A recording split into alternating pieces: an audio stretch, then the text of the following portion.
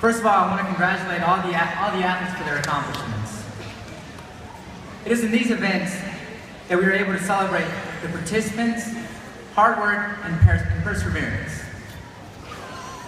I would like to thank Coach Rose Monday, USATF, and all the organizers for their invitation to the Junior Olympic National Cross Country Meet. I also want to give a special thanks to the parents, the coaches, who had a big part in this by providing infinite support to these young athletes, our future. Making a national championship meet is no easy feat. It takes long hours of hard work, dedication, and sacrifice. I still remember when I was going through the experience. Totally unforgettable. Just like many of you, from an early age, the love of running and competition have been with me. At the age of 4, I was in a rural community in central Mexico, herding sheep with my grandfather. While the sheep were out in the field, I would race with my grandfather every day.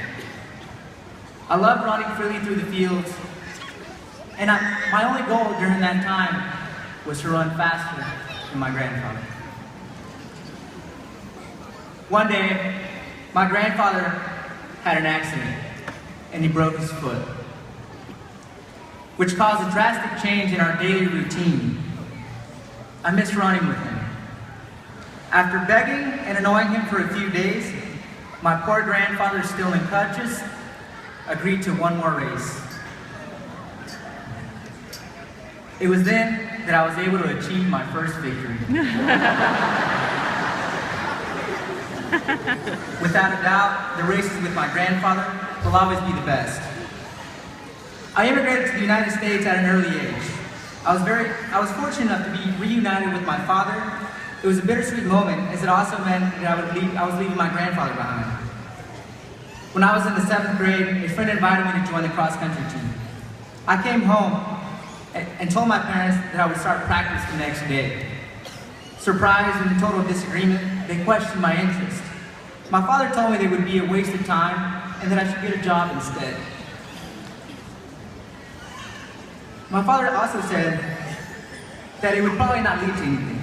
He believed that instead of wasting my time, that I should look for work to help with household expenses. I made a deal with my father. If he let me join the team, I would work during the summer. He agreed. The next day, I woke at 4:30 in the morning, ready for my first day of practice.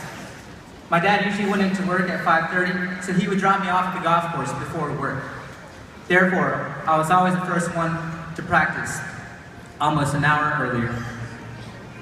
I got there ready to begin my first day of training, wearing what I usually wore to school: a dress shirt, jeans, and work boots. That's how I trained until a week later, when my coach gave me a uniform and running shoes. I love to run. During my senior year of high school, I won my 9th state championship. Despite my good performance, my father was still not convinced that running would take me places. I came to realize that just like my dad, I didn't really understand the sport or where the sport could take me. I thought that I would graduate from high school and start working construction like other Hispanic American kids in my community. But at the time, I didn't want to think about it and decided to enjoy the little time I had left. At the end of my senior year, I began to get phone calls. I was surprised. The idea of going to college was something new. No one in my family had ever gone to college. Despite my fears, and after visiting a few colleges, I made my choice. In the fall of 2004, I moved to the dorms of the University of Texas. The day that I left, my parents were still in disbelief. In college, the environment was different. I realized there were better runners than me. Despite the challenges, instead of giving up, they became my role models who inspired me to become better. I made sacrifices, like not being able to visit my grandfather and not being able to spend Christmas with my family. I was convinced that one day all the sacrifices would be worth it. After winning several championships during my time at UT and setting a few records, In May of 2008, I became the first person in my family to graduate from college. Woo!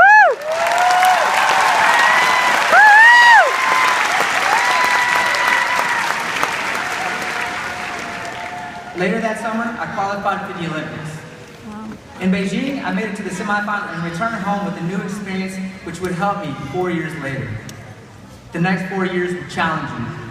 I was faced with many obstacles, which made me reevaluate my goals. I failed several times and got back up. I was motivated to work, not only harder, but also smarter. With the help of my coaches and the support of my family, I was able to keep moving forward to my goal, the Olympics. I was not the favorite to win the Olympics. Regardless, I focused on my goal and trained to do my best. The London race was difficult. With 400 meters to go, I was about to give up. I prayed and I asked God for help and began to fight for every second until the last. I felt my mind and my body reconnecting. I did everything I could the last few seconds and finished the race. I fell to the ground, exhausted, crying tears of joy. I had just become a silver medalist. A dream.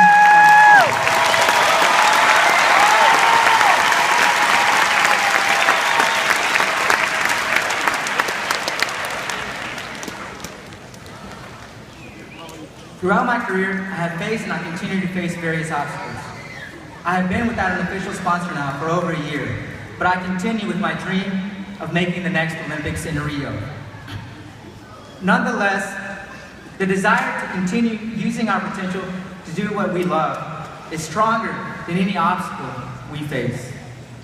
It is important to have hope, to have faith, believe in your training, work as if today was your last chance to do so. Believe in those who guide you, your coaches and your parents, especially when they don't tell you what you want to hear. But most important, believe in your potential. I see so much potential here today. It makes me happy and it gives me hope for the future. I cannot tell you what your past will look like, nor where you will be in 5 years. But if you follow your passion and you work hard to attain your goals, I guarantee you will look back at your fruitful accomplishments with much happiness and a desire to do even more. You have the ability to shape your future. Your future is up to you. Today, I ask you to run safe, fearlessly, with heart, and to the best of your ability. If you do that, regardless of the outcome, you will finish a true champion. Thank you very much.